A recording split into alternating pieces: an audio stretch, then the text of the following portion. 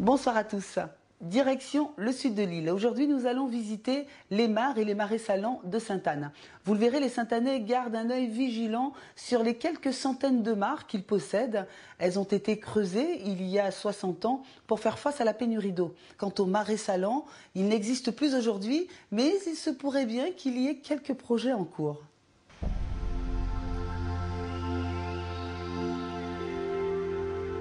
Avec 250 mares, l'on pourrait considérer Sainte-Anne comme la capitale des retenues d'eau. Dans chaque quartier de la commune, il y a au moins une mare. L'idée de creuser des mares est survenue en 1948. La municipalité en place a eu là une idée lumineuse. C'était pour faire face à la pénurie d'eau. Quasiment chaque parcelle de terrain possède une mare. À usage domestique à l'origine, cette eau était également bue par la population. Parce qu'au milieu du XXe siècle, l'eau était déjà une ressource primordiale qu'il convenait de respecter. Les gens qui venaient laver à la mare prenaient l'eau de la mare et allaient un petit peu plus loin laver le linge. Il n'était pas question que l'eau qu'on avait lavé le linge, on le rejetait et ça retournait dans la mare. Non, l'eau était jetée beaucoup plus loin et on reprenait l'eau de la mare pour ça. Mais aussi pour donner à boire aux animaux, on venait puiser l'eau de la mare qu'on mettait dans un baquet et on allait donner à boire aux animaux. Les animaux n'avaient pas le droit de mettre les pieds dans la mare. Maintenant, on essaye de plus en plus à préserver cette ressource qui est la ressource en eau à travers les mares pour permettre aux générations futures de trouver cela, mais aussi qu'en période de sécheresse, les agriculteurs puissent avoir de l'eau pour pouvoir faire boire les animaux, mais aussi pour les plantations et les cultures.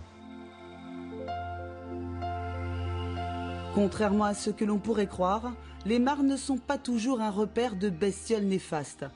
S'il est bien exposé au soleil et bien entretenu, ce point d'eau n'est pas un gîte pour les animaux vecteurs de certaines maladies.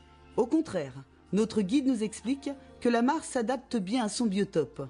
Sa présence serait même bénéfique pour la croissance de certaines espèces animales. Dans la mare, vous avez une chaîne alimentaire. Vous avez les crapauds qui vont pondre dans la mare, qui vont faire des têtards. Les têtards vont manger les larves des moustiques. Les grenouilles vont manger les larves des moustiques. Donc il y a une chaîne alimentaire. Si vous rajoutez des poissons, les poissons vont manger les grenouilles, vont manger les têtards et les moustiques vont proliférer. Cette mare, située sur le site historique de Crèvecoeur, fait l'objet d'un vaste projet touristique. Elle sera l'une des curiosités que les visiteurs pourront observer. La finalité étant non seulement de montrer sa beauté, mais surtout de connaître ses bienfaits.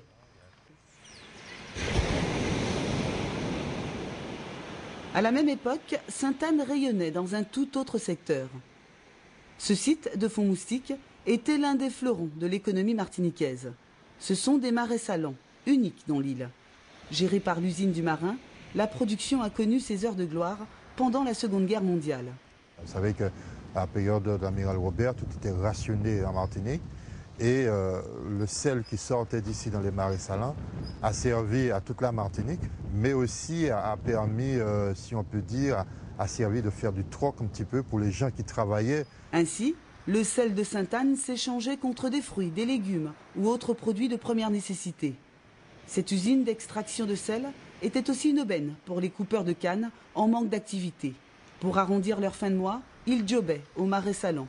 Chaque année, l'usine produisait entre 50 et 70 tonnes de sel. Malheureusement, on n'a pas su garder cette activité économique sur ce site-là, parce que le sel qui sortait d'ici était exporté vers Fort-de-France, bien sûr, pour la population de la Martinique, mais était également exporté vers l'Europe.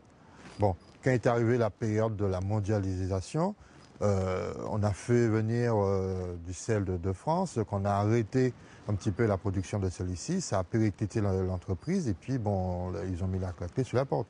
Les marais salants de Sainte-Anne n'ont peut-être pas encore tout à fait rendu l'âme. Pour la petite histoire, sachez que les célèbres sels de Guérande ont découvert que la fleur de sel de Sainte-Anne est supérieure à la leur. Des expériences sont en cours. Histoire à suivre. En tout cas, à Sainte-Anne, il n'y a pas d'eau, mais il y a des mares et peut-être du sel, puisque voilà là une belle perspective de développement économique. Allez visiter Sainte-Anne, Crèvecoeur et toutes ses mares. Je vous souhaite de passer une très bonne semaine.